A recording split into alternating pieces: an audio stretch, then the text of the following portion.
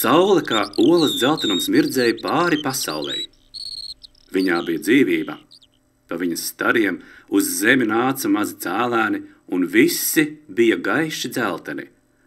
Vēlāk tie staigās citās krāsās, bet sākumā visi atnāk dzelteni.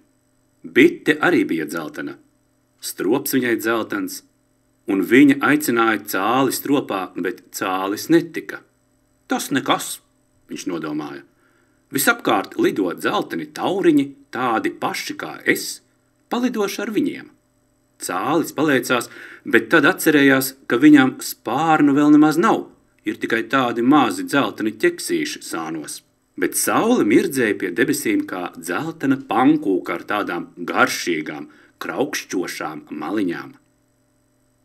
Bites skrēja kā mazas dzeltenas plastelīna bumbiņas no vienas dzeltenās cūkpienes pie otras, un tad ielīda atpakaļ dzeltenajā stropā. Bet strops izskatījās kā milzīga dzeltena bibliotēka, medus rāmīši kā lieli plaukti līdz griestiem un visi pilni šūniņām. Un tagad, ja paskatījās saulē, tad tā izskatījās pati kā nu pat te kalna galā gulējusi un cūkpienēs dzelteni novārtījusies. Pļava tā mirdzēja, ka es nenocietos un ievēlos kalnmalā puķu dzeltenumā, un noputēju un aplipu un apbiru putekšņiem dzeltens. Pienāca dzeltena govs. Domāja, ka es esmu dzeltenā cūkpiene, un mani apēda. Tālāk es vairs nevaru rakstīt.